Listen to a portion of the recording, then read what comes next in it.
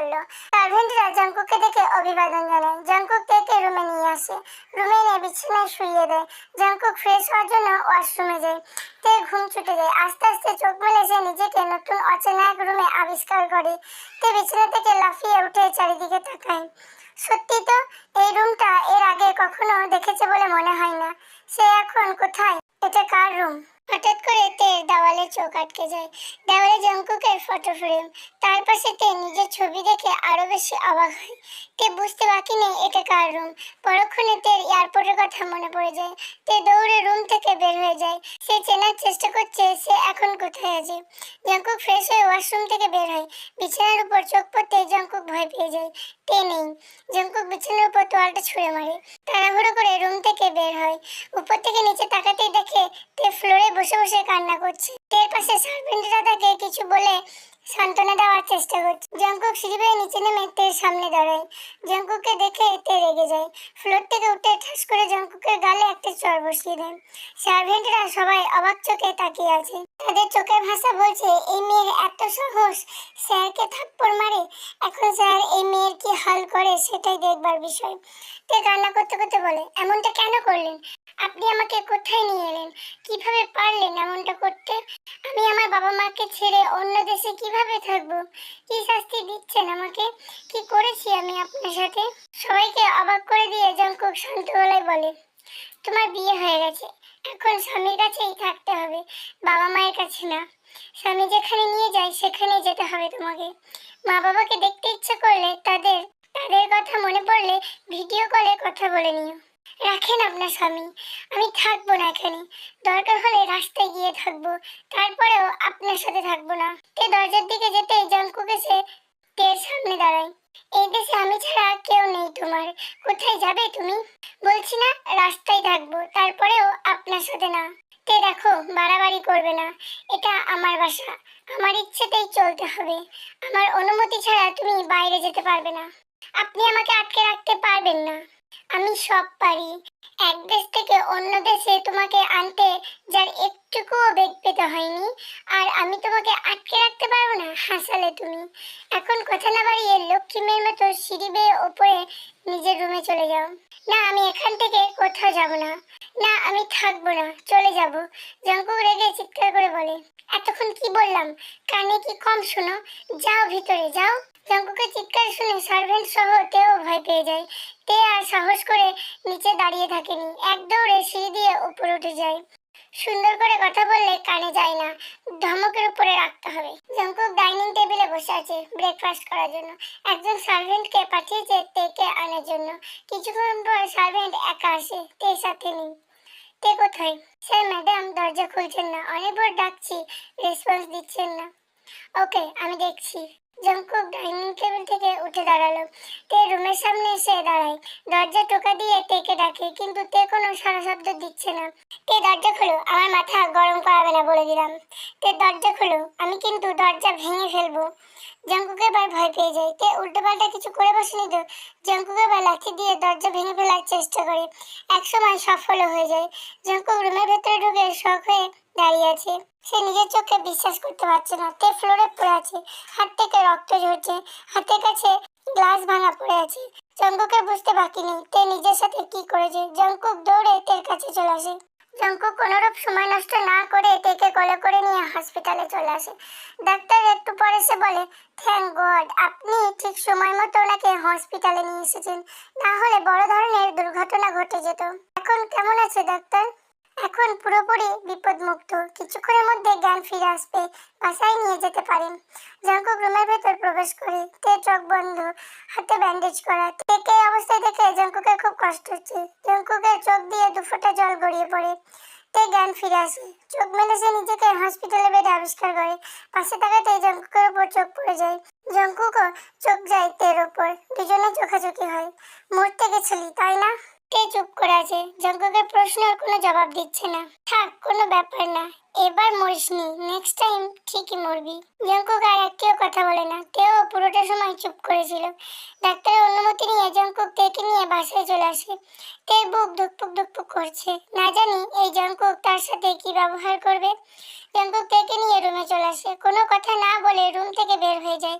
তে যেন কোনো ঝড়ের পূর্বাভাস পাচ্ছে। ঝড়ের আগে আকাশ যেমন নিস্তব্ধ থাকে, জঙ্কুক ঠিক তেমনই আচরণ করছে। কিছুক্ষণ পর হাতে দড়ি নিয়ে জঙ্কুক রুমে প্রবেশ করে, তেকে ধরে একটা চেয়ারের সাথে বেঁধে ফেলে। তে তো ভয়ে মরে যাচ্ছে, মানুষটা তার সাথে কি করতে যাচ্ছে। তে বারবার জিজ্ঞাসা করছে, আমাকে বাঁধছেন কেন? কিন্তু জঙ্কুক জবাব দেওয়ার প্রয়োজন মনে করে না, তেকে চেয়ারের সাথে বেঁধে ফেলে। তের মুখ টেপ দিয়ে বন্ধ করে দেয়। তে নড়াচড়া করছে, কিন্তু দড়ি খুলে ছোটার কোনো উপায় নেই। খুব মরার শখ হয়েছে তোর, তাই না? অনেক মরার শখ। মরতে যাস? ওকে, আজকেই আমি তোকে মেরে ফেলবো। জঙ্কুক হাতে একটা ব্লেড নিয়ে তের কাছে আসে। তের ফুল হাতা জামা হাতের বাহুর কাছ থেকে ছিঁড়ে ফেলে। জঙ্কুক হাতে একটা ব্লেড নিয়ে তের কাছে আসে। তের ফুল হাতা জামা হাতের বাহুর কাছ থেকে ছিঁড়ে ফেলে। তে জান যায় যায় অবস্থা। তে এখন আরো বেশি নড়াচড়া করতে শুরু করেছে। জঙ্কুক তার হাতের উপর ব্লেড রেখে আঁচড় দেয়। তে ব্যথায় ছটফট করছে। মরবি? মরতে চাস? মরার এই যন্ত্রণা সহ্য করতে পারবি তো? এই কথা বলে আর একটা ব্লেডের আঁচড় দেয় তের বাহুর উপর। তের বাহুর উপর থেকে রক্ত ঝরছে। জঙ্কুক এবার তের কাছ থেকে সরে এসে নিজের হাতের উপর ব্লেড দিয়ে চেপে ধরে থাকে। তে এসব সহ্য করতে না পেরে অজ্ঞান হয়ে যায়। তে আস্তে আস্তে চোখ মেলে সে নিজেকে বিছানায় শোয়ানো অবস্থায় দেখতে পায়। তের হাতের কথা মনে পড়তে বাহুর দিকে তাকিয়ে দেখে ব্যান্ডেজ করা।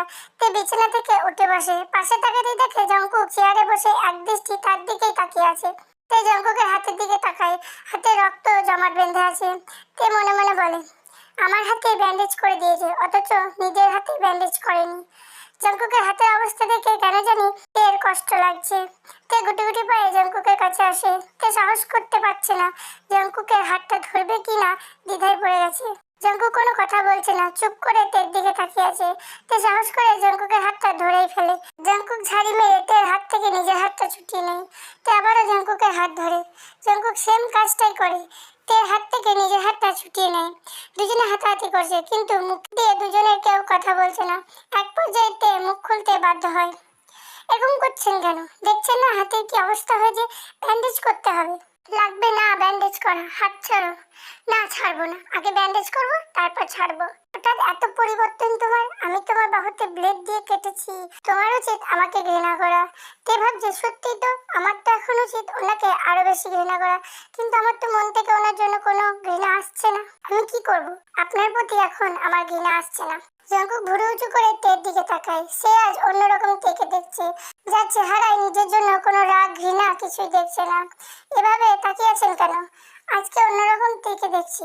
এটা আপনার চোখের ভুল, বুঝছেন? মনোযোগ দিয়ে জঙ্কুকের হাতে ব্যান্ডেজ করে দিচ্ছে। আমার হাত তো কাটলেনি, আবার নিজের হাতটা কেন কাটতে গেলেন? আমি তোকে কষ্ট দিয়েছি, সেই কষ্টটা নিজেও অনুভব করলাম। জঙ্কুক হেসে বলে, তুই জ্ঞান হারালি কেন? তোর সামনে হাত কাটতে আমার ভালোই লাগছিল। আপনি কি পাগল? এটা কি ধরনের কথা? আমাকে পাগল বলছিস? তুই কি? তুই কেন নিজের হাত কাটতে গেলি? তে চুপ করে আছে, জঙ্কুকের প্রশ্নের জবাব দিচ্ছে না। আমাকে সহ্য হয় না, আমার উপর খুব রাগ হয়, তাই না? অবশ্যই রাগটাই স্বাভাবিক, কিন্তু এখন আর কিছু করার নেই। বউ যেহেতু তুই হয়ে গেছিস, জামাইকে সহ্য করতেই হবে। এরই মাঝে জঙ্কুকের হাতে ব্যান্ডেজ করা শেষ। তে গিয়ে বিছানায় বসলো। জঙ্কুক তার হাতে একটা মোবাইল ধরিয়ে দিল। এটা তোর জন্য, তোর মা বাবার সাথে যোগাযোগ করতে পারিস।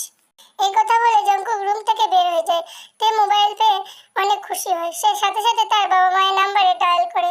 কিছুক্ষণ পর একজন সার্ভেন্ট রুমে আসে। ম্যাম, স্যার আপনাকে খেতে ডাকছে। আচ্ছা, আসছি, আপনি যান। সার্ভেন্টদের পিছন পিছন তে সিঁড়ি দিয়ে নেমে নিচে আসে। ডাইনিং টেবিলের সামনে দাঁড়ায়। দাঁড়িয়ে আছে কেন? বসো। তে জঙ্কুকের অপর পাশে চেয়ারে বসে। তা দেখে জঙ্কুক রেগে যায়। জঙ্কুক রাগ দেখিয়ে বলল, আমার পাশে চেয়ারটাতে বসো। আমি এখানে ঠিক আছি তো। জঙ্কুক আবার ধমক দিয়ে বলল, আমি কি বলেছি তুমি ঠিক নেই? এখানে আসতে বলেছি না?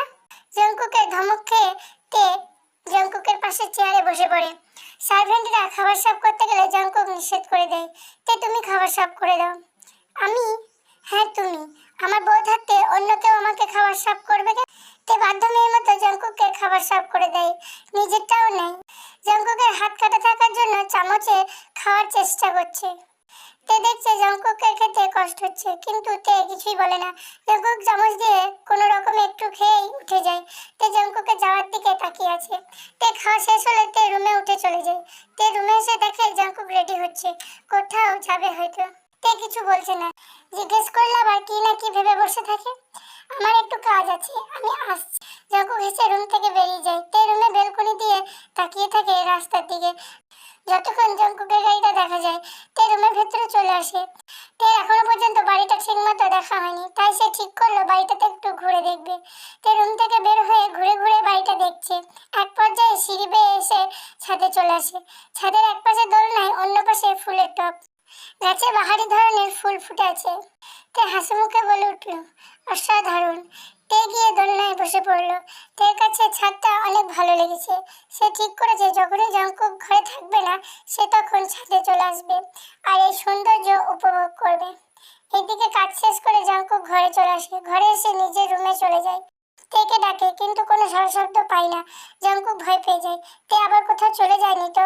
আজকে তে যে ব্যবহারটা তার সাথে করেছে, সেসব কি অভিনয় ছিল?